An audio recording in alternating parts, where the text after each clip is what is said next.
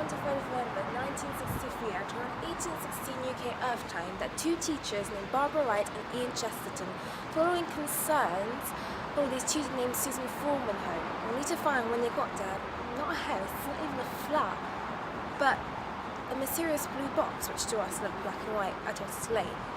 After thoroughly questioning a 200-ish-year-old man, they ended up inside this blue box, along with the man and his granddaughter Susan. And so it was, the adventure of a lifetime commenced. That blue box was called the TARDIS, and that man was called the Doctor. And Susan and those two teachers became the Doctor's first ever on-screen companions in what would become the stellar success that is Doctor Who.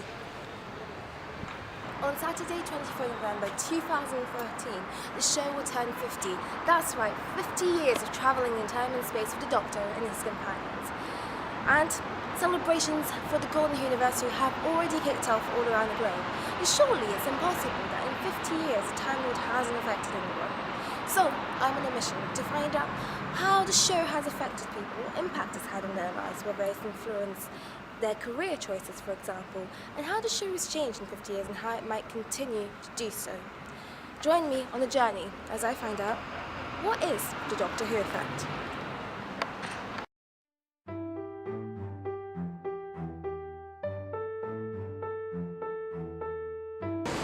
Welcome to the Doctor Who Effect, the documentary which explores the impact Doctor Who has had on people's lives, how it's changed over the years and how it may continue to. Now there are many places I could have started off this journey, but I thought my school would change. Why? Well, it is home to the great physics department and Doctor Who's related, okay, a bit of a long shot. However, it is home to my DT Textiles teacher who used to work on the show. And it is also home to a car bylaw, which is the best club in the world, called Hayden-Smith. How long have you been a Whovian? I'm thinking it's been about 6 years. Ever since I was a little 7, so my mum never watched the film. Good old episode. So who was your first Doctor? Brett Elphinstone? The first one that I saw, gosh, I'm terrible with names. The one before David Tennant. 9, Eccleston. Yes. Was he your favourite Doctor? No, it was between Matt Smith and David Tennant. I don't know, I don't really have a favourite Doctor. I think my favourite Doctor would probably be... I don't have a favourite Doctor. What do you think is so great about their portrayal of the Doctor? Is that he's got this funny sciencey geek. That Matt Smith was? Kind of both of them. But David Tennant was amazing look acting, looked like a crazy person, and it was kind of hard for Matt to top it, so he had to try and relate to him. Would you say the Doctor's got darker as the series has, or that? Maybe a little bit with all the silence in his mouth and everything. He's kind of keeping his lips out him now. He's not really the carefree type of guy that he used to be. Not as much. Yeah. Not. He still is, not as much. What would you say that's a good thing or a bad thing? Or it doesn't matter? It doesn't really matter. The thing you get, it's not the same person, like it changes every time. It's not the same thing. Well, sort of, because he feels like what's the point of living anymore? And he's starting to feel depressed.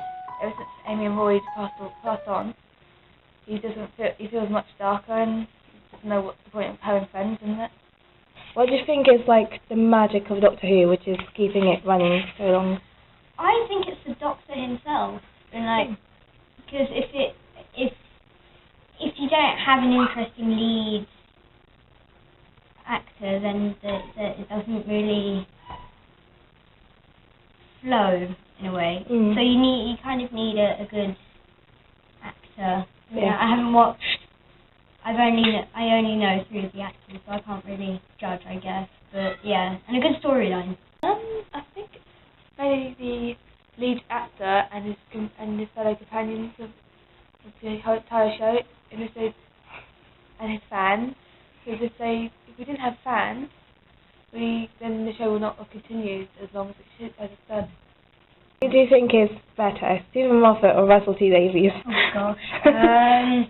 Tricky. I think, no, very good, so I can't really judge between two writers because they make them different, but they still connect in the same way. So it's like as if they're brothers.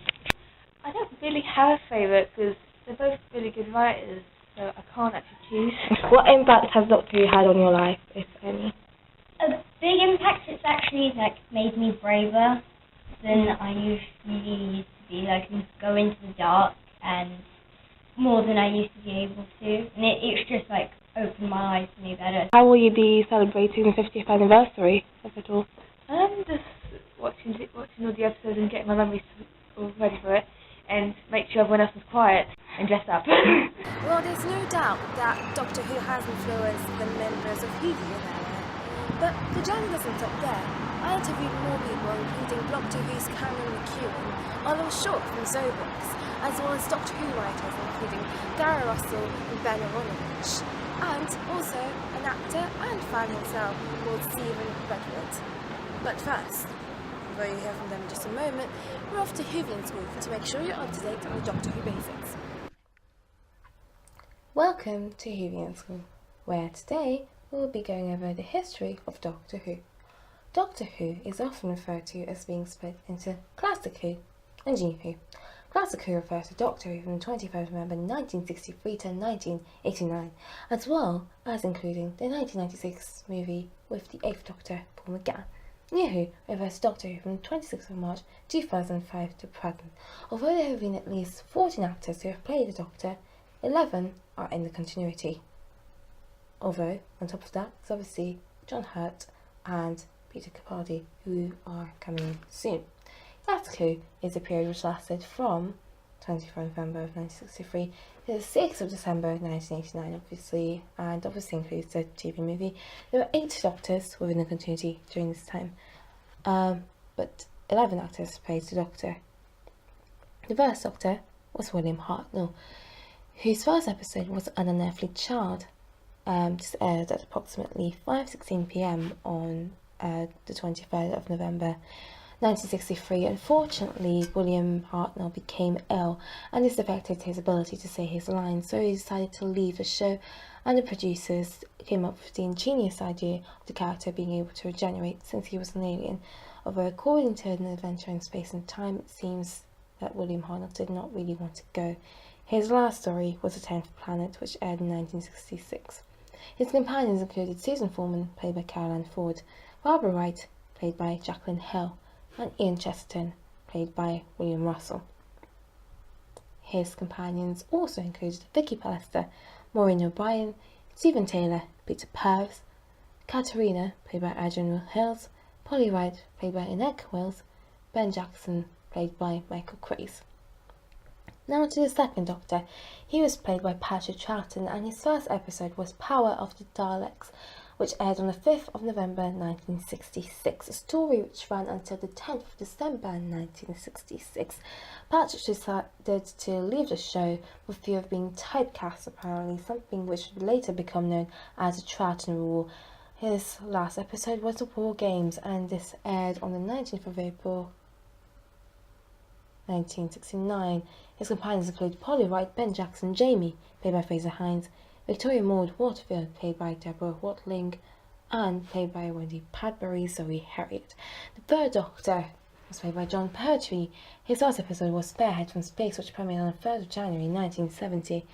John Pertwee said he would leave to continue his stage career in The Bedwinner, though it was later said that it was due to his good friend Robert Delgado having passed away. Fear of being typecast was also mentioned. Planet of the Spiders was his last episode. The third Doctor's companions include Liz Shaw, played by Caroline John, Jo Grant, played by Katie Manning, and Sarah Jane Smith, played by Elizabeth Sladen. The companions shared by the fourth Doctor, who was played by Tom Baker. His first story was Rebel Part 1, which aired on 20th December 1974, and his last episode was A Cobblers Part 4, which aired on the 21st of March 1981. Baker then starred in Doctor Who Dimensions in Time, which was a charity special, and he holds the record for the longest ever Doctor, with 7 years.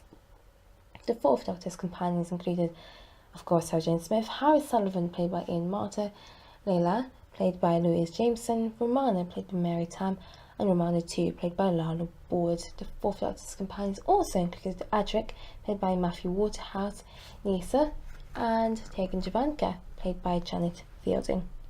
Now to the fifth Doctor. The fifth Doctor was played by Peter Davison. His first story was called Castro Palva, and it aired from the 4th of January to 12th of January 1982. His last story was The Caves of Androzani, which aired from the 8th of March to the 16th of March 1984. Peter Davison had a 3-year contract, but he decided not to renew it, which is why he left. Perry Brown was one of his companions, played by Nicola Bryant. The sixth Doctor then came, and this was played by Colin Baker. His first story was A Twin Dilemma, which aired from 22nd of March to 30th of March 1984. The Ultimate Foe aired from 29th of November 1986 to the 6th of December 1986, and this was the last story. Unfortunately, Baker was apparently dismissed from the show as BBC management at the time wanted to refresh the show, possibly due to the BBC controller at the time, Michael Grade, who criticised the show. Colin was offered the first 4 episodes of the new series, but turned them down as he didn't want to miss out on other work during that time. His companions included, obviously, Perry Brown, yes, played by and then Mel Bush, played by Bonnie Langford. Seventh Doctor was played by Sylvester McCoy. Sylvester McCoy's first episode and story was called Time and Rani. This story aired from 7th September 1987 to 23rd September 1987. His last story was Survival, which aired from 22nd November 1989 until 6th of December, when the show ended, curing its 16-year hiatus, and Ace was one of his companions, as well as Marbush. Ace was played by Sophie Aldred. The fifth Doctor was played by Paul McGann in the 1996 TV movie, and he can also be seen in The Night of the Doctor. His companions include Grace Holloway, played by Daphne Ashbrook, and possibly Ramona Free. New Who now is classified as Doctor Who from 26th of March 2005 to present. It started with the episode Rose. First Doctor in the relaunch was Ninth Doctor Christopher Eccleston, and his first episode featured the Ortons, after only one series where Christopher Eccleston left in The Parting of the Ways on the 18th of June 2005. His companions included Rose Tyler, played by Billy Piper, Mickey Smith, played by Noel Clarke, Adam, played by Bruno Langley, Captain Jack Harkness, played by John Barrowman. He then regenerated into the 10th Doctor, who was played by David Tennant for 5 years. David's first full episode was A Christmas Invasion, and his last was The End of Time Part 2. Tennant is said to have left as he wanted to leave on a high. 10th Doctor's companions included Rose Marion Tyler, Mickey Smith, Martha Jones, played by Freema Ageman, Donna Noble, played by Catherine Tate, Sarah Jane Smith, Captain Jack Harkness, and of course, 10th Doctor then regenerated into the 11th Doctor, Matt Smith. Matt Smith now plays the 11th Doctor and has been since his May 2010 episode, The 11th Hour. His latest episode was The Name of the Doctor. Matt on leaving says, when you gotta go, you gotta go. But another possible reason for leaving was the fact that he said he wants to direct. Also, the 10th Doctor, another companion of his, was Wilfred Mott, played by Bernard Cribbins. Nevertheless, this Christmas is when we next see the 11th Doctor played alongside his new companion, latest companion rather, played by Jenna Louise Coleman, and this is when he will regenerate into Peter Capaldi. The 11th Doctor's companions include Amy Pond, played by Karen Gillan, young Amelia Pond, played by Caitlin Blackwood, though Rory Williams, played by Alfred Darwell, Mel's, played by Nina San White, River Song, played by Alex Kingston, Captain Everett Delaware the Third, played by Mark Sheppard, and Brian Williams, played by Mark Williams, as well as Sarah Jane Smith and Joe Grant. Now, Doctors outside of continuity. One of them is Peter Cushing. He played the Doctor in several Doctor Who movies, such as Doctor Who and the Daleks. However, while these films are still entertaining, they don't count as within the continuity. Perhaps due to the fact the Doctor is referred to as Doctor Who in these movies, maybe, perhaps.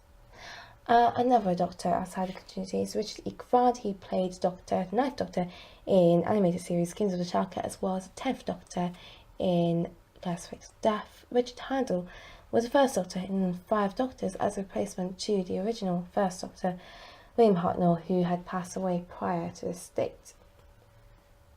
The first Master, played by Robert Delgado, 1971 to 1973. Second, played by Peter Pratt, 1976. The third Master was played by Anthony A. Lee from 1981 to 1989. The fourth, played by Eric Roberts in the 1996 TV movie. Fifth Master, played by Derek Jacobi in Doctor Who 03 Utopia. Sixth Master, played by John Sim from Utopia to The End of Time Part 2. The Valeyard is described as an incarnation of the Doctor, which is tough and final incarnations with all the dark attributes of the Doctor. In Doctor Who Trial of the Time Lord, Michael Jason played the Valeyard. Romana was a Time Lady played by Mara Tam from 1978 to 1989. Romana 2 is who Romana Jane 2002, played by Lala Ward. Durrani was a Time Lady played by Kate O'Mara. Durrani was a foe of the Doctor, like the Master, but only appeared in 2 serials. And that is the history of Doctor Who, more or less. Now that you're up to date, let's continue on our journey. In a series of interviews, I asked the all-important question: how did they become Whovians? My Doctor Who journey started back 2097. My Doctor Who journey started back in 1997, and it was Tom Baker's second last season. And although I can remember vague memories of Destiny of the Daleks, I can remember Daleks in a quarry shock, but I can vividly remember the City of Death into Part 1, where the Scaroth took off his mask, or Scarleone took off his mask, and revealed the face of the Jaggeroth beneath, and that is emblazoned on my mind, that image, being terrified. In fact, all that season I can remember bits of stories. Creatures from the Pit, I can remember one of the cliffhangers, being terrified. Nightmare of Eden I remember being terrified by, and if you go back and watch Nightmare of Eden, it is not a terrifying story. So that's where it began, although, and I watched Tom Baker, but then it was Peter Davison's time in the TARDIS when I started to be a proper fan, you know, drawing pictures and buying product, although there wasn't much product in the 80s. I remember having a big TARDIS Easter egg one year and buying the 5 Doctors novelisation and sending artwork into kids' TV shows with Doctor Who. So that would have been about 82 that my love for Doctor Who really started. And I never missed an episode broadcast on TV. I was fortunate enough to see every episode on broadcast from 79. I never missed one. Yeah, which is not bad. Although I missed the McGann movie when it was broadcast, but it came out in 96 on VHS before it aired, so I'd seen it. Well, really, my mum. I think she watched it herself when she was young, way back in '63 with William Hartnell, right at the back at the beginning, and she introduced me and my old brother to it. Pretty much we got hooked fairly early. There was only ever once that I ever hid behind the sofa, and from then on it was like, no, I'm not doing that again, no matter how scared I get, because I'm going to miss bits. So yeah, it was catching right from the beginning, I found. I think what started me watching it was just that because my parents had grown up with it when it got revamped, they kind of made it a family thing that we all had to sit down and watch the first few episodes. And then it's quite obvious that once you get into it, there's so many layers. You know, your grandma can sit there and watch it, and your 5-year-old can sit there and watch it, and they can all enjoy it. Yeah. And that's what's really nice about it, is that on a Saturday evening you can all sit down as a family. Like I remember for the Christmas episodes, because of course that's when it started, we'd go out to my grandparents' house, and the whole family, my cousins, my aunts, my uncles and everyone, just sit down and watch it at 6 o'clock. And there's something very family orientated about it, something that really really brings people together, and I think that's the nicest thing about it as a programme. And then of course it's exciting and lots of stuff happens and you can chat it up with your friends at school the next day, and so on and so forth. Like, because I used to go to school and be like, hey, did you see Doctor Who on Saturday? Yeah, and then we'd chat about the story and what happened and like what happened to this and why the Doctor was doing this and what we thought was going to happen next. And it's, you know, it's almost like a common language that you can speak with anyone. Is it cool to watch Doctor Who now versus in the past? It is definitely cool to watch Doctor Who now. Everybody loves Doctor Who. Well, not everybody, but when you see like Doctor Who, you know, most people are like, oh, that's cool. It's just like another TV show. Whereas in the past, if you said you like Doctor Who, you know, people would smirk and laugh. It was a deeply embarrassing thing to like. Being a part of this fandom means that people might want to add to the universe, whether it be by holding conventions, screenings, or creating their own websites. Doctor Who and Zobix are examples of just that. I interviewed Cameron McEwen, creator of Doctor Who, and Oliver, creator of Zobix, to find out more. I started my Doctor Who site, Blog Doctor Who, back in 2008, after I'd done a blog that was based on TV shows, just kind of reviews. And I found that I was talking about Doctor Who quite a lot. I'd started that in 2006 at university, and I realised that I was talking about Doctor Who quite a lot on this blog, and I thought some people might not want to hear about Doctor Who, which, you know, some people don't like Doctor Who. These crazy people out there. And I thought, I might as well start a blog just purely on Doctor Who, and that'll be fine. And it started, 2008, right about midway through series 4, and it got very popular very quickly. Why, I don't quite know, but it did. It started off very busy traffic wise, and it escalated from there to where now it's, some days it can get over 80,000 page views in a day, and people at the BBC take note. They know who I am, and I get sent free stuff, which is nice.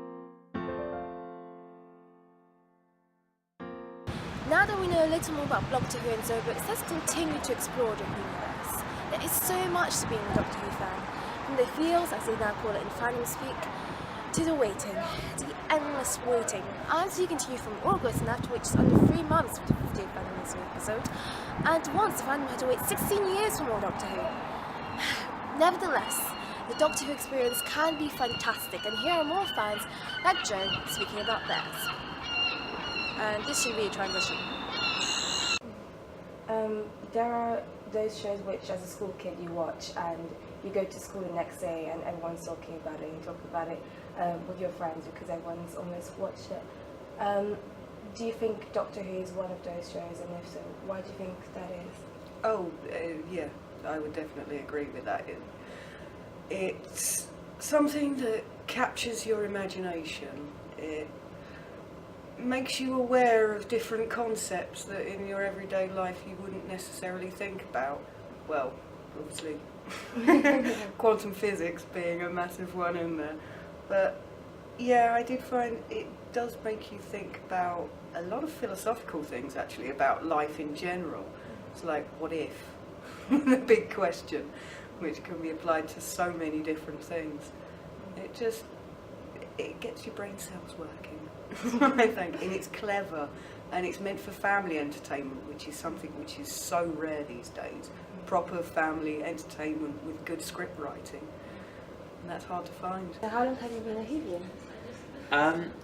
Really, like, it's from the beginning of the current set of series, the new sort of revamp of it. Really, because when I was growing up, it wasn't really on. But my parents have watched all the previous series, so they've talked bits about it, but I've never really seen them all. So I'm mostly from, when did the series start? 2005? Yeah. So, yeah, pretty much from there.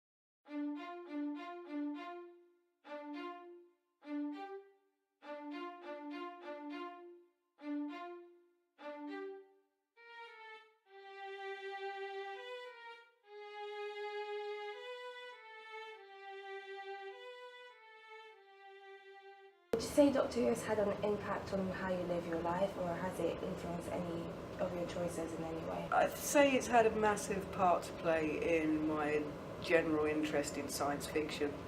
As I did watch it from a very early age, it got me thinking about all sorts of things, which I guess a lot of other stuff just wouldn't make you think about. Me and my friends now, when we're going somewhere fast, it's allons-y!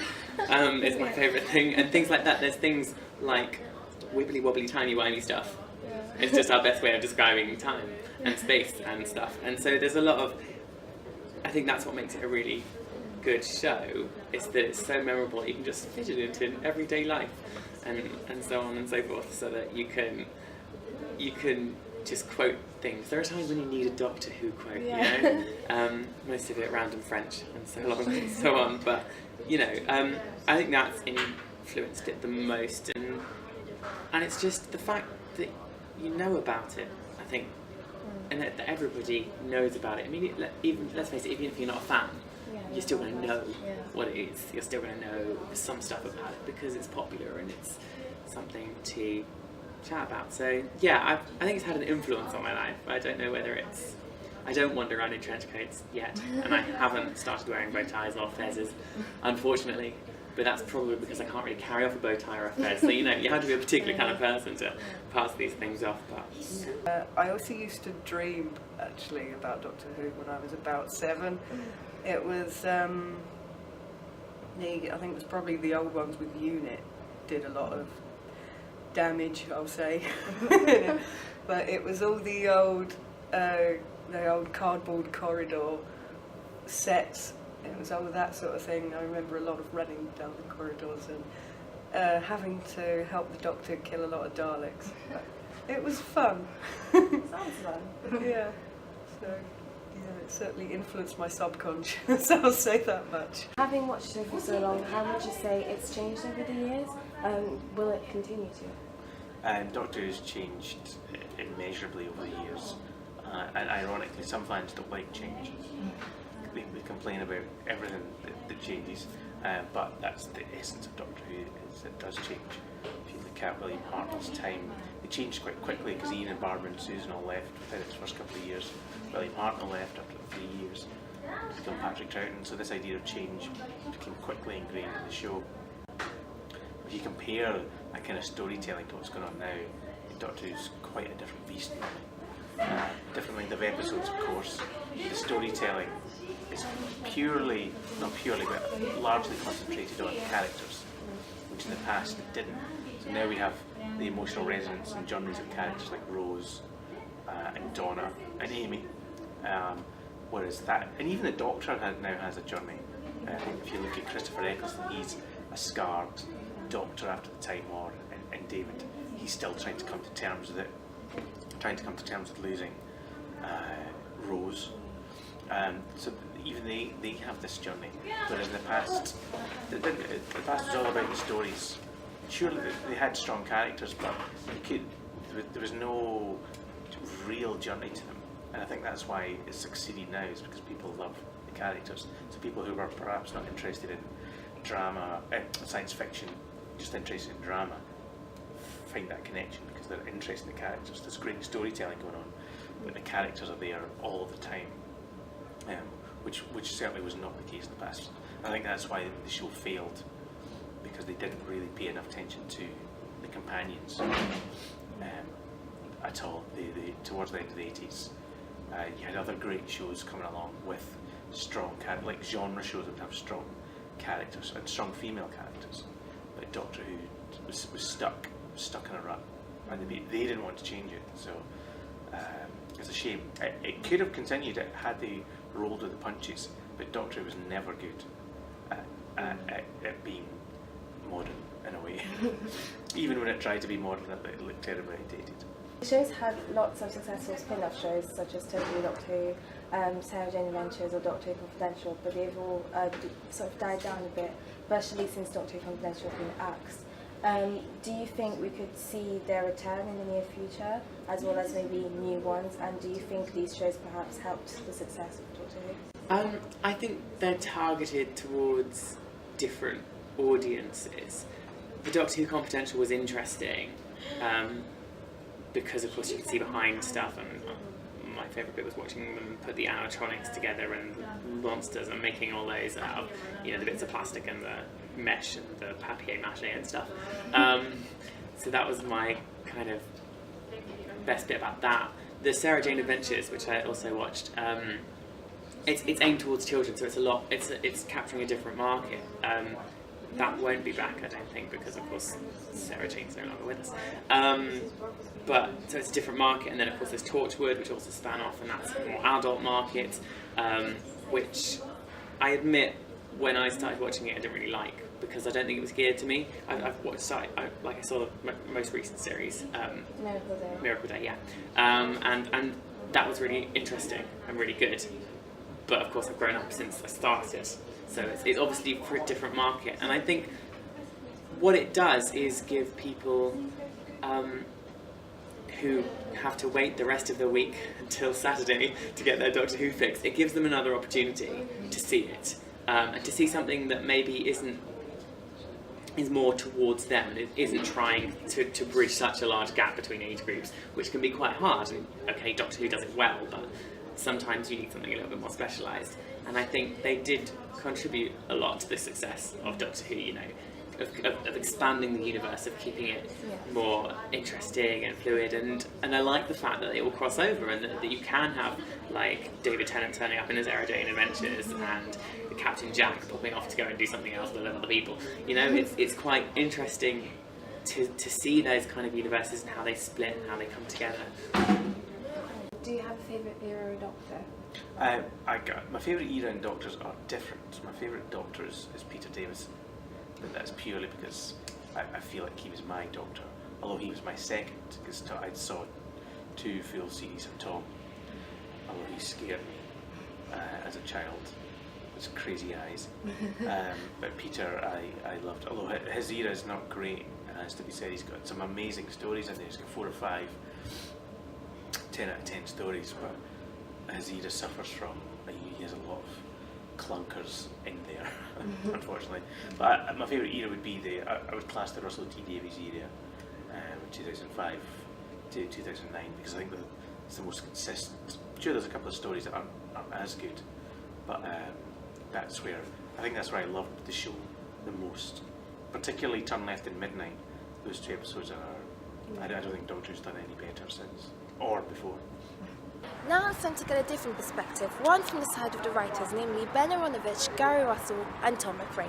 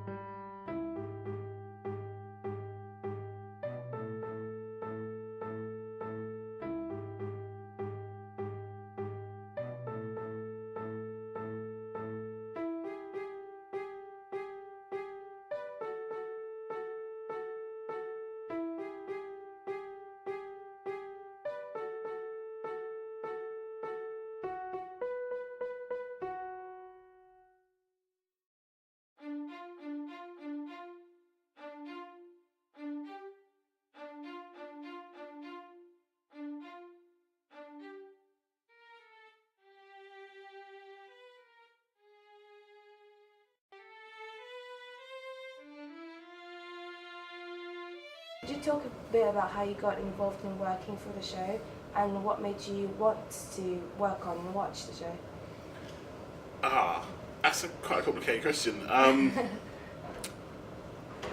Well, I wanted to write scripts, and back in the Jurassic days of television writing, what you did was you found a script editor that looked at stuff that you basically produced stuff that you wrote on shows that were like the sort of stuff you like to write, and then you wrote a spec script and you sent it to the script editor by name. It was very important, by name. If you sent it to whoever it may concern, it just ended up in a big pile somewhere. So I sent it off to a very nice lady called Caroline Alton, who was making a series called South of the Border, which turned out to be very similar to a pitch that I was making. So she said, "What do you like?" And I said, "Oh, I like science fiction and I like crime." And she said, "Well, write one for you won't have heard of this series called Rockcliffe Babies, which is a crime show that was on at the same time, and write something for Doctor Who, and I'll make sure the relevant script editors get them." And I did, and if Rockcliffe Babies had gone for another season, I'd have had a slot on that. And Doctor Who did run for another season, so I got a slot on that. So I had got an interview, they read the script, said, "Oh, come in, have an interview," I got an interview, pitched some ideas, and then I ended up writing for Doctor Who. Brilliant. See, I didn't know what a fan was in those days. People asked me, "Were you a fan?" And in those days I said yes, because I didn't actually know what a fan was. You see, for me, a fan, are you a fan of a TV show? And do you watch it every week? Which of course you had to in those days. If you were going to watch like a series, you had to watch every week because there was no recording. This is literally, they just invented VHS recording at the time. You know, it was just becoming widespread. So I wasn't a fan. I mean, I'd just grown up with it. Like everyone else, I'd grown up with Saturday mornings, Saturday afternoon, tea time, monsters and camp, really.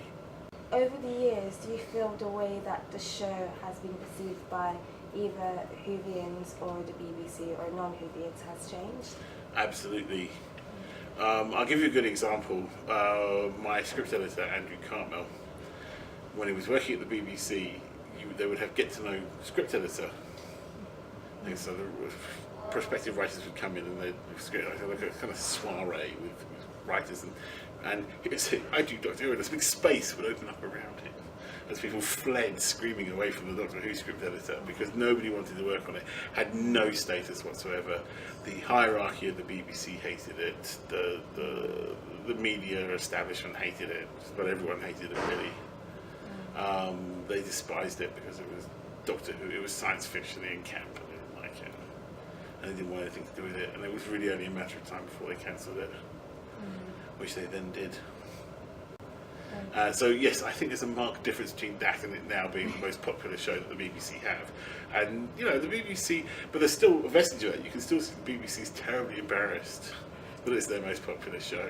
It's like, "Oh no, it's Doctor Who, it's so great. Oh, why are we making science fiction when we could be making, you know, a drama about flower arranging or something?" I don't know what they think they'll be making that would have the appeal.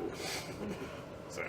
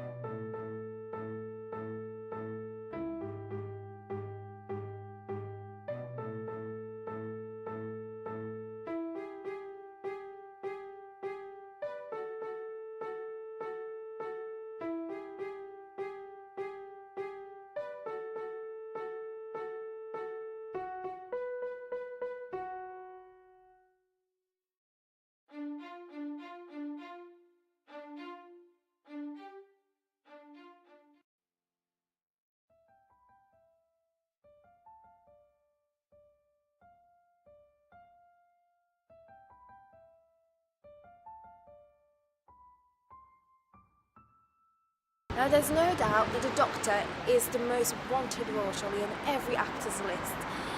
But why is that? I asked friend, fan and actor Stephen Redwood to find out why.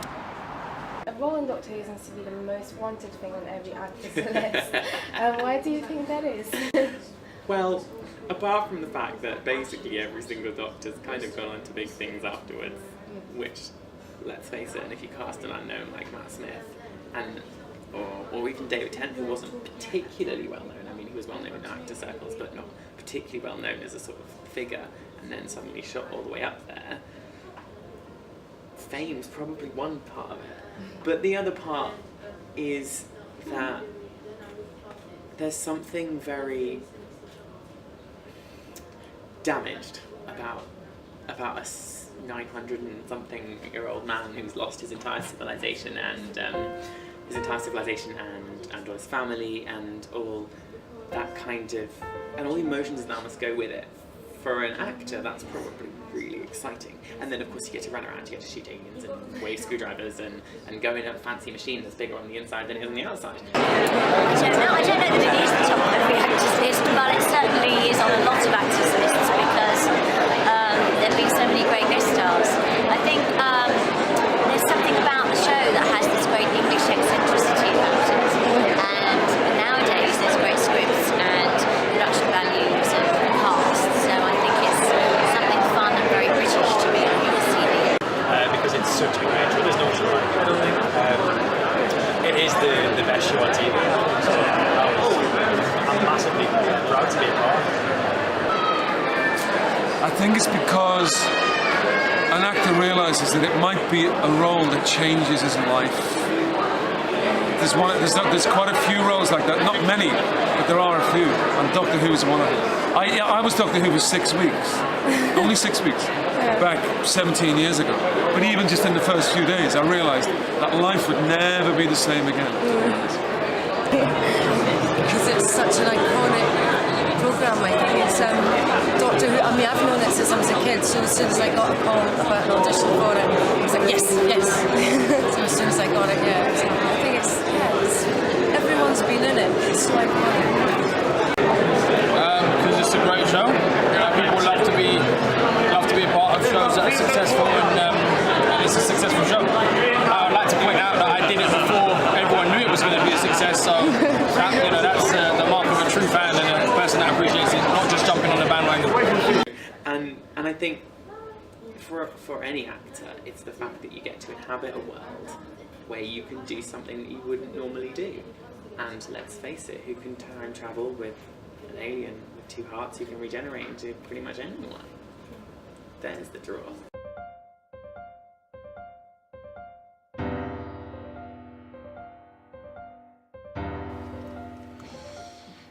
You think things through in a different dimension. So you think about paradoxes and you think about wibbly wobbly, tiny wimey stuff.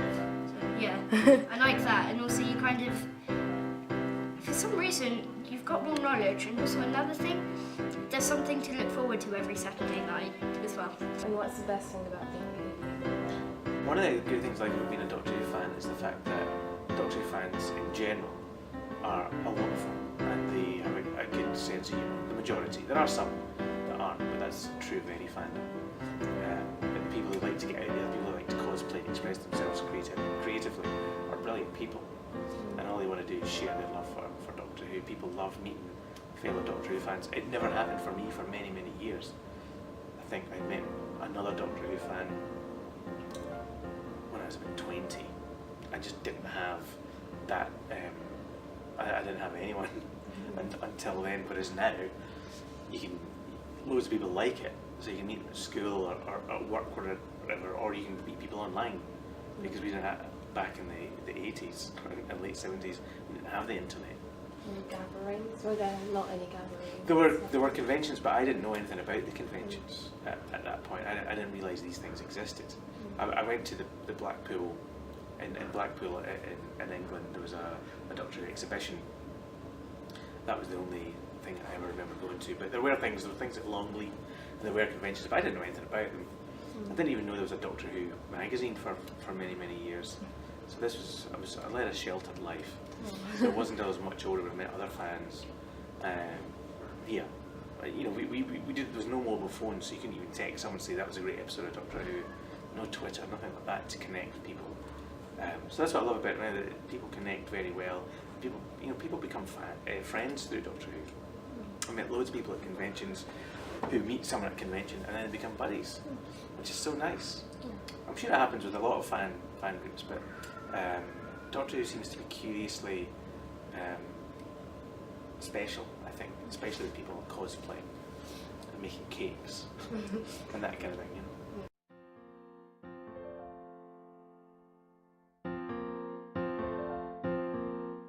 I think Doctor Who has a certain charm. I think it's nice that it has, basically the stories are really about justice and good triumphing over evil and the adventure that goes with it. And I think it's very timeless, literally, and it's very, very good-natured. I think it's because the stories themselves, the mythology itself, the possibilities for the character, you know, because it regenerates, it's the ability to go backwards, you know, forwards, go anywhere at any period, are limitless. So in a sense, the appeal is limitless. The excitement itself is limitless. Yeah. I should write this stuff down. I think because it appeals to such a wide audience, new generations of younger viewers love it just as much as the older viewers. I think that's partly I think that's probably a generation thing. So I got introduced to it by my mum. I mean, there's a lot of things my mother introduced me to. She made me sit down and watch the film Zulu as well. What's the other one? Oh, The Man Who Would Be King by Rudyard Kipling. That one. Oh, that made me blub for about 2 hours solid after watching. But I guess there's a lot of good things you can be introduced to by your parents. And I think if you're going to have anything introduced to you, then Doctor Who is certainly one of the best things. I think when it comes down to it, you know, you can go anywhere in time in any part of the universe and explore the scientific ideas of the time. You can reinvent the Doctor over and over for a different generation because you can regenerate them. So it can look different to appeal to the zeitgeist. So yeah, I think a lot of different things, yeah. Well, it gives them a sort of massive lens to look at kind of the human race. It sounds really weird, but as soon as you go as big as the universe, the human race is this tiny little speck, and we realise that, okay, for a start, we're not the most important people in the world. Woohoo, there are Daleks. That could just kill us. And things like it's very good at getting across really easy to digest and easy to understand human messages and moral stuff in a way that doesn't shove it down your throat. You don't have to listen to it if you don't want to, but it's there. Things like, I don't know, for some reason I'm thinking of The Master and I'm trying to think what the moral message of that was. Don't let an evil, power-crazy Prime Minister get into power. Yes, that's it. That's what the message is. Yeah. You know, and I like the fact that they're very good at making it relevant to today and our lives and the political situations and what's going on and with Stephen Moffat, the creepy things that creep children out, you know, and it's good to explore. So I think the universe really gives you a chance to stand back and look at humanity without having to, you know, sort through our own humanity, you know, because you could just pretend to be an alien, which is far more fun. Good script writing obviously plays a massive part. Good acting as well. I think the format of changing who the Doctor is actually does something quite big for the programme and the concept of it as a whole. While I do remember getting very annoyed at the shift between Doctors, and I always thought Tom Baker was always the best Doctor Who, but mostly because he was the first one that I ever really watched. I mean, I watched a lot of the older reruns, I remember as a kid. I can't remember when they were on, but I do remember watching them. But I always thought Tom Baker was the best, but then he was always the first that I saw. So The changing of it over, it does do a certain thing in that it keeps it fresh. It means you're never quite sure where it's going to go. I think the old episodes where it would always leave you with some sort of cliffhanger was good as well, because it obviously makes you want to watch the next episode, like, oh no, what are we going to do? Is he going to die? Who else is going to die? Oh dear, another assistant's fallen off a cliff. It's the fact that it will take you to many different places. It will fire your imagination. It will make you imagine flying out in space across time and reality with him. It takes you away to all of those places that, on a basic childish level, you always wanted to. I guess it's like the way we always dream of flying and eating the world's biggest ice cream without being sick, even though it's about 3 times our own body weight, you know, and helicopters and whatever else your random subconscious mind puts into it. It's just a matter of keeping you on your toes, constantly changing, evolving, introducing you to new ideas and new species, new tricks, what else is going to come along. Although obviously the massive gap of about 15 years probably helped to a certain degree. Because I do remember when it stopped and it was really annoying, and it was like no suggestions of where the next series was going to be, no sort of cliffhanger, nothing. It just sort of seemed to stop mid-series. That was so annoying, and there were so many rumours about who was going to be the next Dr. Ben, just like there always are. There's so much to get you engaged, that's what I think. Also, would you say Doctor Who has changed a lot over the years, and if so, how? Yes, it has. It's changed in many different ways. Technology, for starters, the filming capabilities obviously have changed. We no longer need the old cardboard sets, the old Death Star style corridors. You just sort of shift around a bit and then it's somewhere else. Hooray! Massive underground bunker, not at all filmed within a really tiny studio. Just move the walls around a little bit. Well, yeah, a lot of that's changed. Obviously, script writing's changed. It's attitudes, modern ways of thinking. It's changes with time, and thusly, I don't know, I guess it's reflected in the storytelling as well as the cinematography quality of it. There's been many things, and obviously different characters change the way that the stories evolve, and the way you look at the Doctor too, because obviously through his different evolution of different incarnations, you have to get used to a whole new set of values, manners. So yeah, it's constantly changing and evolving, just like people are really, I guess. What would you say is the best thing about being a Whovian? Oh, very difficult question. I don't know, being able to watch it in the first place, I guess. I have found the way it has changed my imaginations, my way of thinking. I like the way it still manages to be fresh even after all these years. The fact that it still grabs your imagination, and you're still once again that little 5-year-old kid trying to hide behind a big cushion but not wanting to tear your eyes away from the screen. So I don't think I could say there was any specific quality in it, really. It's just the way in general it makes you happy. I think one of the great things about Doctor Who that allows it to continue and allowed it to come back twice is the fact that the show changes. Changes cast, changes crew, changes style, and it does it very well. Doctor Who is a format that I think a lot of shows would love to have. Some shows just get stuck in their own little rut. Doctor Who can change. And one of the things that Doctor Who has that most other science fiction shows don't have is a sense of fun, a sense of life, a sense of humour, not in the pure sense of the word humour.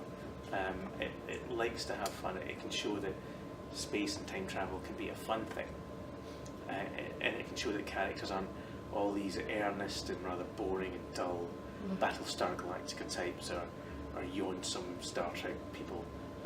It's about fun, and it's about engaging people, the audience, with the characters who are also a lot of fun, and they have this warmth to them, which science fiction does suffer from. Films and TV shows, they want to be gritty and serious. That's not what Doctor Who's about. Doctor Who could do gritty and serious, and it would have a huge genre audience for it, but it would nearly resonate as clearly if it didn't have this sense of fun, which has existed since the very first episode. It's had this sense of vitality, and yeah, the fun that comes through all the Doctors and all the adventures, despite what they face. You can still have a good old chuckle. Sometimes the comedy's obvious, sometimes it's a bit more subtle. Yeah, that's why. That's what a lot of other shows just don't have. Just like, it has breaks obviously, but it's just like I said, it's an amazing show, and nobody's bigger than the show. It's about the Doctor, and he can regenerate, and it just it can keep going as long as people are going to watch it. And there's a constant history of people watching it, so there'll always be an audience. What's the best thing about Doctor Who? Time travel? Time travel? Space? Aliens? Aliens, probably aliens. Aliens are cool, and the more aliens you have, the more... I don't know, just like the fact that there are lots of different aliens. That's the stuff that's exciting. Just seeing their different worlds and seeing their different... and how they react to each other. And, how they go to war and kill each other and make up in the end and become friends, It's like, could you get that? You probably could in human drama, but it's not as exciting as if they're aliens, is it really?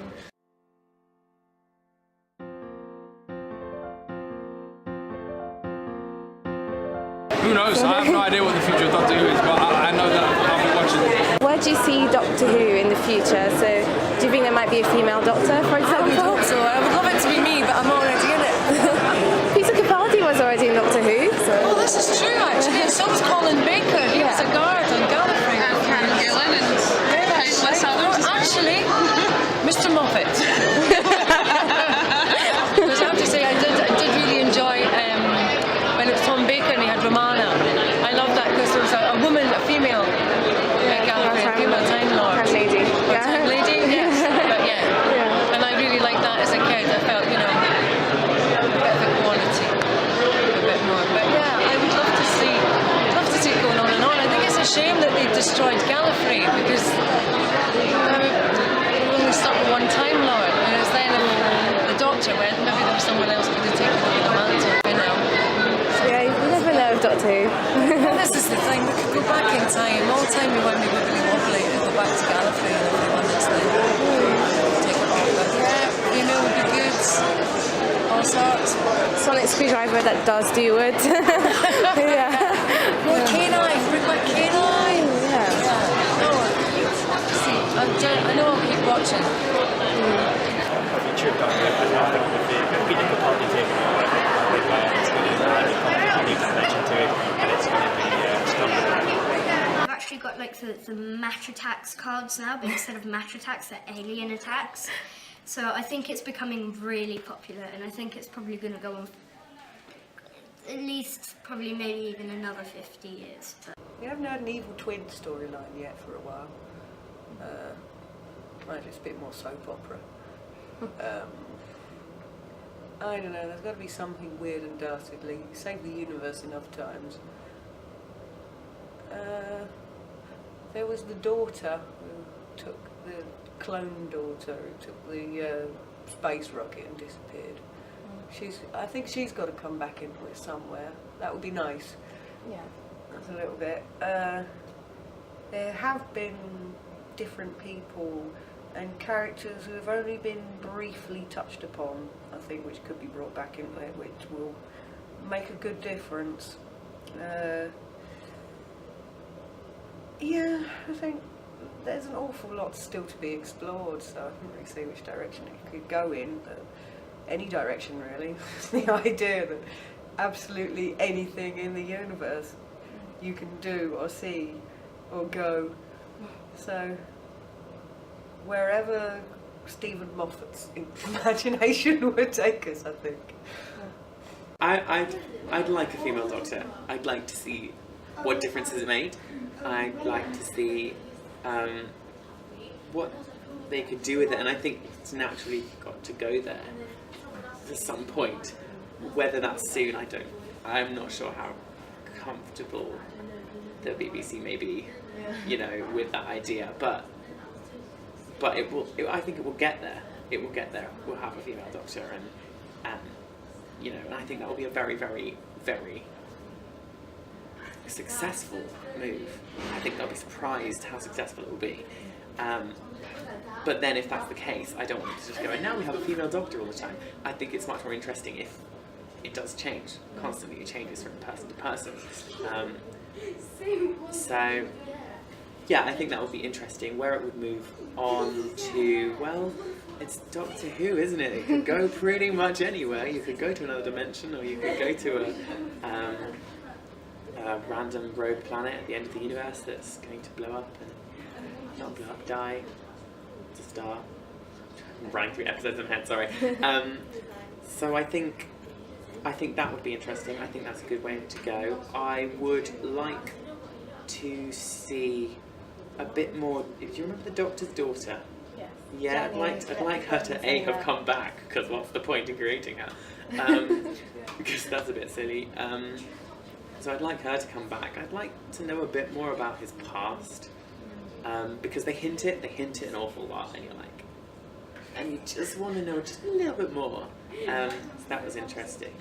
And then I think what I'd really, really like is a bad guy, a new one, a completely new villain, right? That rivals the Cybermen and the Daleks for that kind of scary. So we could, if Stephen Moffat could just come up with something that is so terrifying. The future of Doctor Who, I think, is probably worldwide. When we did Doctor Who, the movie Doctor Who, we were trying to get it popular in North America.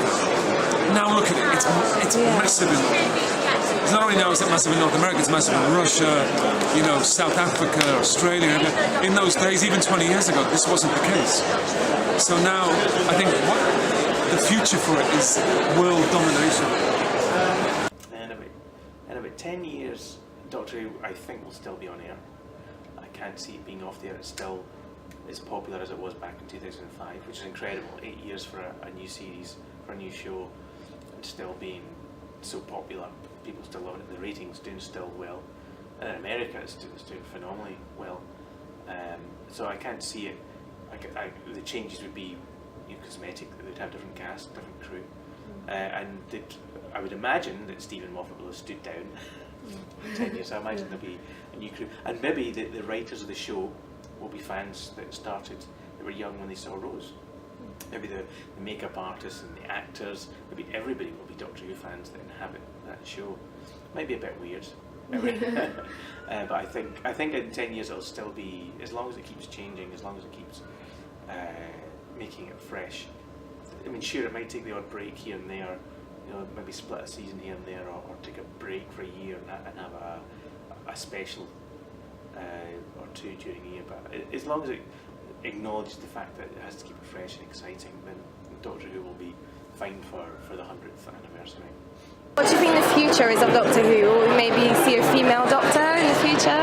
It'd be great to have a female Doctor. I think it would be good to have a female Doctor. I think it would be good to have a Doctor of ethnicity. And I think it would be good to have a Doctor of any sexual persuasion as well. So, you know, I think with Doctor Who, there are actually no boundaries. That's the good part. So you never know where we might get to with Doctor Who. How long do you think Doctor Who will continue for?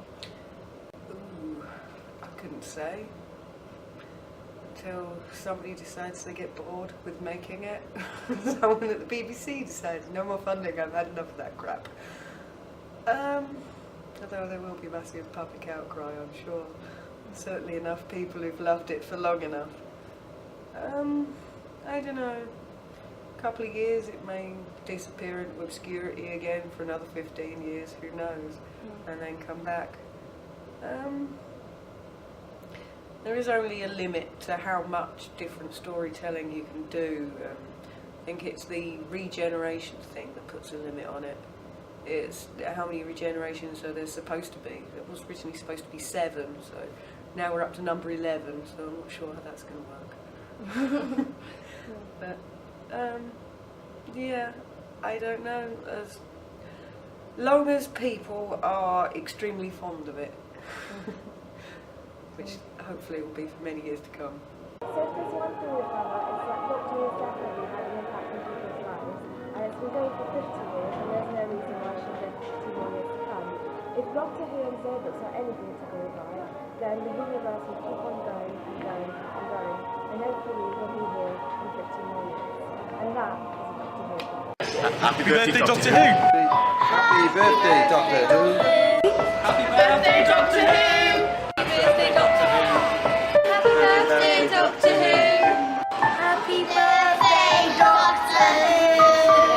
Happy birthday, Doctor Who! Happy birthday, Doctor Who! Happy 50th birthday, Doctor Who! Thank you for giving me a job and things.